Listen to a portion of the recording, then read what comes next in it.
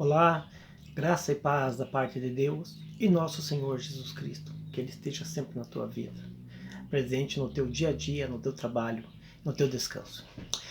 O assunto do vídeo de hoje é comportamento da Irmandade Congregação Cristã no Brasil, CCB. É um comportamento cristão?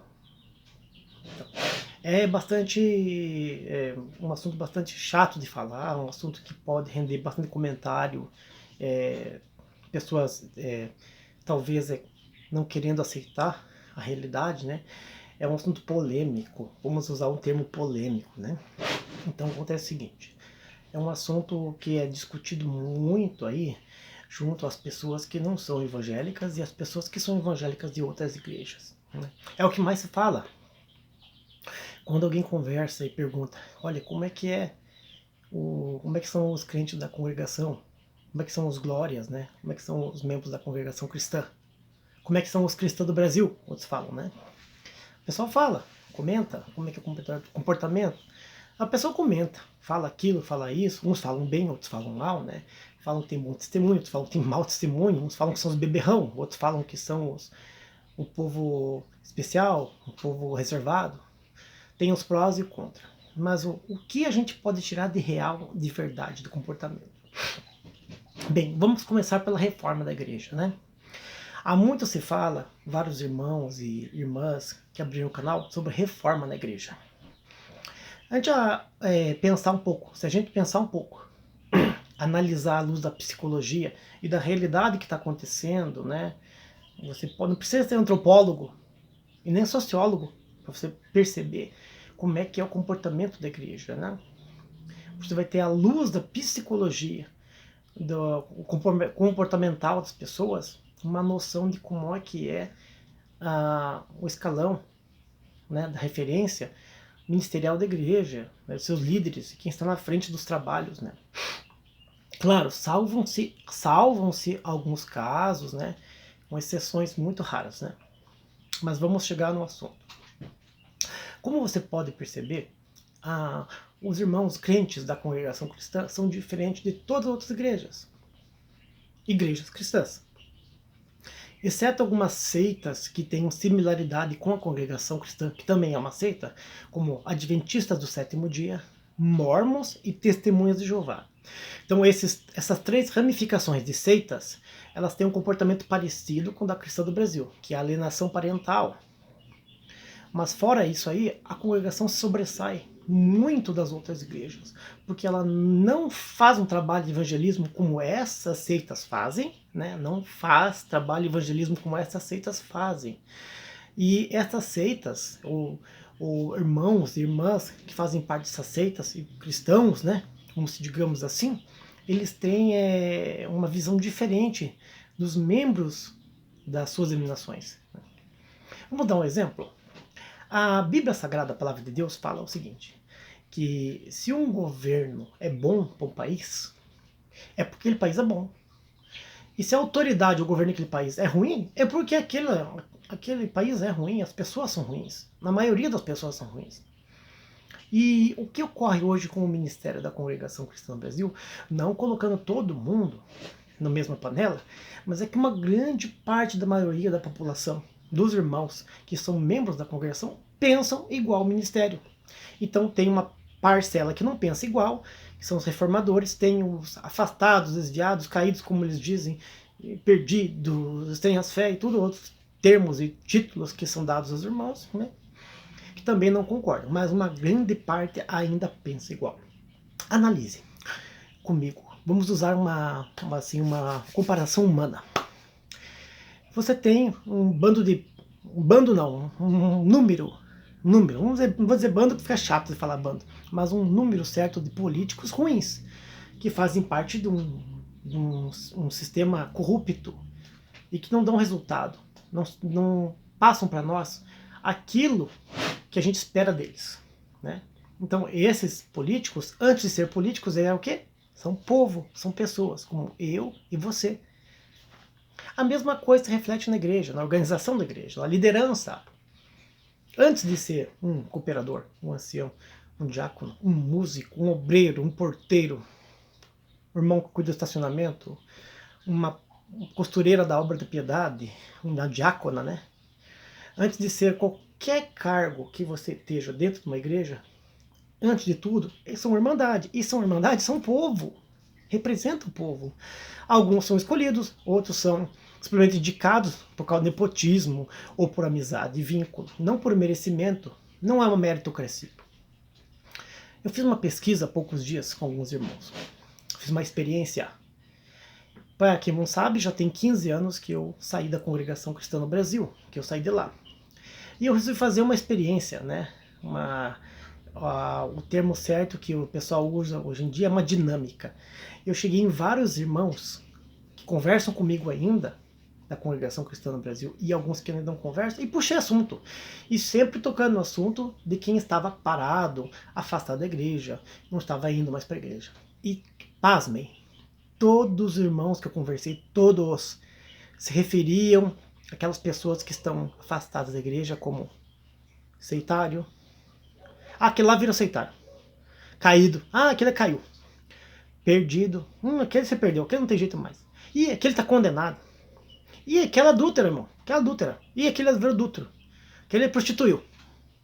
E aquele caiu da graça. Aquele caiu da fé. E aquele lá foi para a seita, agora virou estranha fé.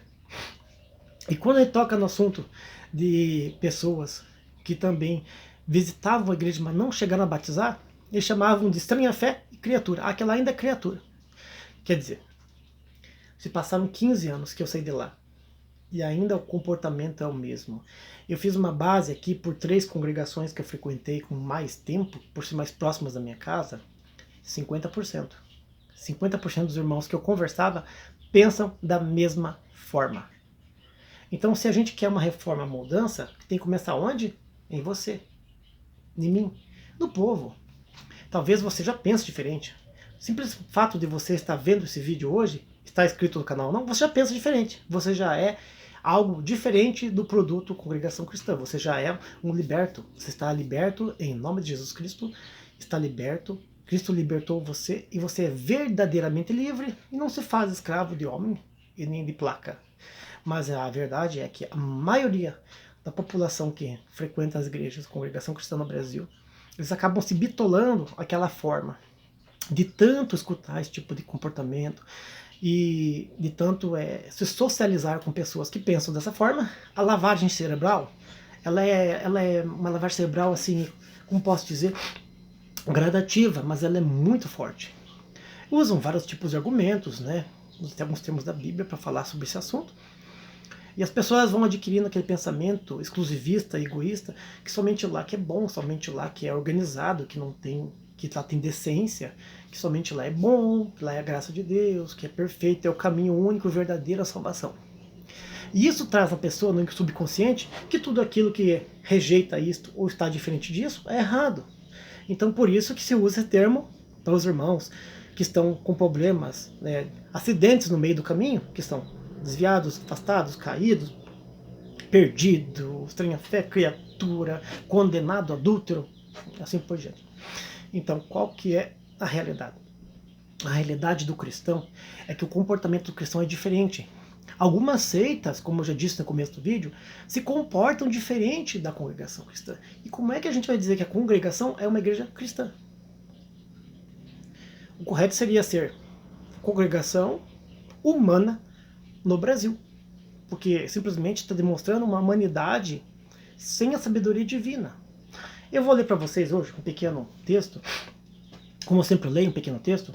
Primeiro eu vou citar, e não vou ler, o capítulo 12 de Romanos. Mas no capítulo 12 de Romanos fala que a gente tem que viver no amor fraternal, ou seja, todos somos irmãos. E no 14 diz assim, ó, o título da escritura aqui, em Romanos 14, tem um subtítulo, né? Diz assim: tolerância para os que são fracos na fé. Tolerância para os que são fracos na fé. E a congregação cristã no Brasil, em sua maioria, ou pelo menos 50, 51%, ainda é intolerante nessa parte com os fracos na fé. Podia citar o versículo 3 aqui, que fala também que Deus recebeu por seu, ou seja, O que quer dizer? Aquele que tem um certo comportamento ou frequenta outra denominação, mas ele faz para Deus, Deus o recebeu por seu, então ele também é nosso irmão. E se formos ler os outros versículos, eles vão concordar com o assunto. Mas vou me pegar simplesmente ao versículo 9, que fala do sacrifício de Cristo por cada um de nós. Diz assim: foi para isto que morreu Cristo e tornou a viver, para ser Senhor tanto dos mortos como dos vivos. Mas tu que julgas teu irmão, ou tu também, por que despreza teu irmão? Pois todos havendo de comparecer ante o tribunal de Cristo. Porque está escrito: pela minha vida, diz o Senhor, que todo joelho se dobrará diante de mim, e toda língua confessará a Deus. De maneira que cada um de nós dará conta de si mesmo. Não devemos julgar nosso irmão nesse caso. O julgamento que a Bíblia deixa para nós, meus irmãos, que nós teríamos até que julgar os anjos, é aqui na mente. A gente tem uma noção do que é certo e errado, para não fazer igual, não cairmos nos mesmos desvios. Se alguém se afasta da igreja e blasfema e vai para prostituição, para droga que for, e não quer mais saber, não quer mais ser cristão, tornou outra religião, a gente não deve julgar nossa cabeça, ponderar nosso coração no íntimo e não fazer as obras deles. Mas se a pessoa teve um acidente espiritual no caminho, ele demonstra que foi um erro, ou que ele se equivocou, ou que se deixou levar por uma bebida, uma droga, por um casamento errado, por qualquer problema, por um momento de ira, transpareceu o homem velho que estava sufocado, a gente condenar, aí é comportamento humano, é comportamento simplesmente carnal.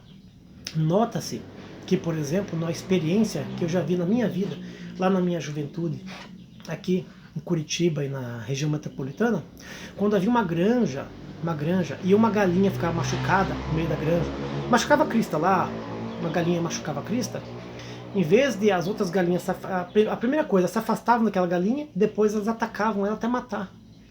É um comportamento, vamos dizer assim, terreno, inatural do ser humano espiritual, que ele use desse comportamento instintivo de poder eliminar aquilo que está sofrendo. Alguns psicólogos usam esse termo para dizer que talvez no comportamento animal, o ser humano animal, ele está querendo fazer aquela pessoa deixar de sofrer. Outros dizem que eles não suportam ver aquela pessoa sofrendo. Então termina eliminar a pessoa, o indivíduo. No caso tô falando do galináceo, da galinha. Mas no ser humano é diferente, porque nós temos alma vivente. E a gente não vai matar aquela alma que está sofrendo. Tem que tentar restaurar e curar, né? O Senhor Jesus Cristo é o médico dos médicos, né? Ele deixou aí nós com a missão de cumprirmos, né, as escrituras, vivermos em fé, em paz e união com todos os irmãos. Tem até um versículo que cita, dizendo que, se possível, tenha paz com todos. E esse se possível, com esse se, é só no caso da pessoa não querer ter paz com a gente e se afastar. Ou no caso, a pessoa não quer não ter paz com a gente e acaba falecendo. Aí fica difícil reconciliar. Se a pessoa faleceu, como é que você vai reconciliar com alguém que faleceu? Mas quem está vivo tem esperança. Melhor é o cão vivo do que leão morto. Então vamos viver em paz com os irmãos, respeitando. Todos nós temos defeitos, problemas. Aquele irmão, aquela irmã que tem problema hoje, amanhã ou depois, pode ser que ela esteja consertada, ou se conserte automaticamente hoje mesmo, e você esteja na situação dela. Então a gente tem que se colocar no lugar da pessoa, que ela teve um acidente espiritual, e tentar ajudar no possível. A gente não vai ajudar, não vai atrapalhar, não vai terminar de matar. Eu vi um caso aqui, do irmãozinho, do risada, porque seria trágico se não fosse cômico.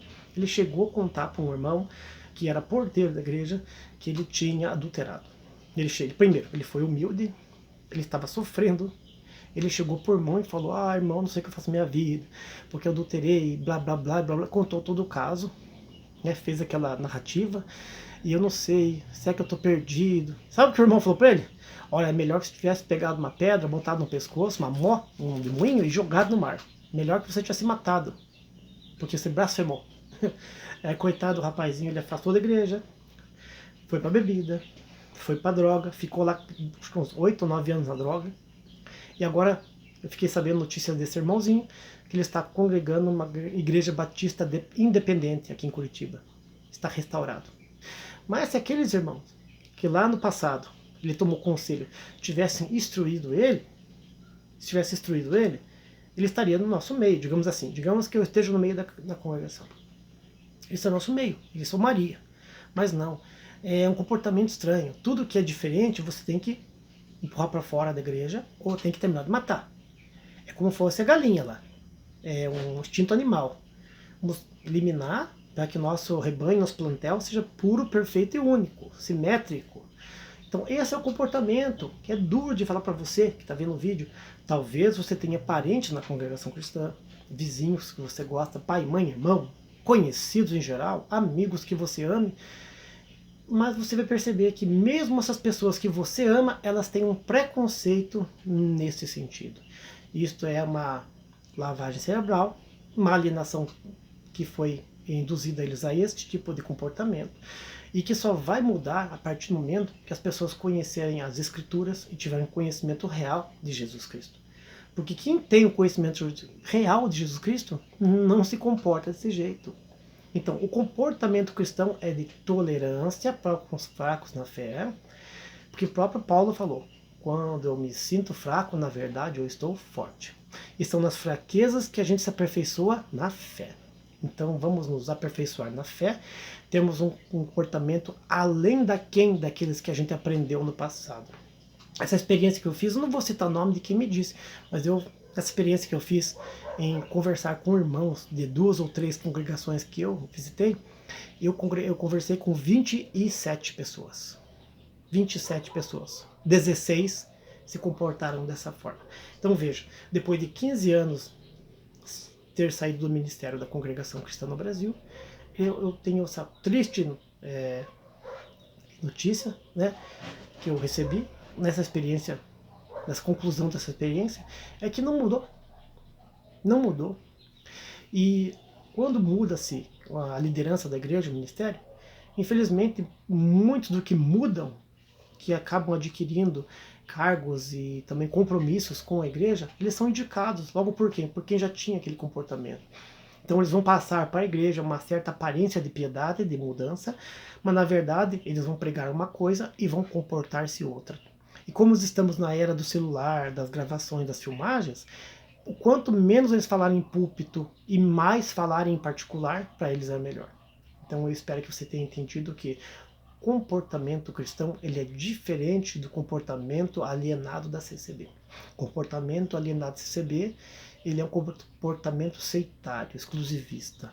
E, infelizmente, eles usam esses termos para poder atacar todo mundo que é diferente do sistema que eles fizeram. Um modelo de crente. O formato da roupa, do comportamento, do cabelo, do falar, da oração, da entonação de voz, do formato de testemunho, do formato da casa, dos aparelhos que tem em casa, dos meios de cantar. Se você errar trocar uma nota, irmão, se você está cantando um hino na tua casa e subir acima ou abaixo uma nota numa cantata ou numa visita, numa reunião de cânticos, como falam ele, você já é repreendido, às vezes por um irmão que está ali. Fala, irmão, você tá fora do ritmo. Tá fora, mas não por causa da música, mas por causa do modelo que você tem que ser seguido e tem que seguir e passar para frente. Você é forma de um comportamento alienado. Então não vamos ser mais forma. Se você já está liberto, continue assim. Cristo libertou, não façais escravo dos homens. Não vos faça escravo dos homens. Não volte para lá. Para que voltar para lá? Então, mudança vai ter, a reforma vai vir. É inevitável que a reforma venha. Mas para isso deve começar da base da pirâmide para o topo. Porque o topo não vai mudar. O topo é quase inacessível. Tem que se mudar primeiro a base, para que subindo a base, a pirâmide possa se montar novamente e se estabelecer. Porque se você quebrar a base da pirâmide, é difícil. É difícil quebrar a base da pirâmide. Tem que mudar a base. Quebrar o topo. Você quebrar a primeira base, muda a base. Como é que você vai subir numa pirâmide? Aí, uma comparação, a pirâmide do Egito lá tinha tantos e tantos metros, com toneladas de pedra lá em cima. Então, tem que mudar a base. É a base que sustenta toda a pirâmide. Então, se mudar a base, que é o povo, mudar o comportamento, e mudar esse comportamento alienado, então, automaticamente, será sustentado outro tipo de construção em cima. No caso que a gente comparou a pirâmide com a construção. Então, vamos mudar. E espero que você tenha gostado desse esclarecimento, né? Essa é uma opinião pessoal minha, com experiências pessoais minhas, mas que dificilmente você terá outro tipo de resultado se você fizer a mesma experiência. Até mesmo aqueles que têm aparência piedade acabam sendo induzidos, não se sabe se que automaticamente ou por persuasão humana, a comportar-se da mesma forma. Tá bom? Espero que Deus tenha abençoado você, a tua vida. E comente, mande comentário, mande nesse vídeo, sempre mande sugestões, né? E eu espero que Deus abençoe você. No nome do Senhor Jesus. Até o próximo vídeo.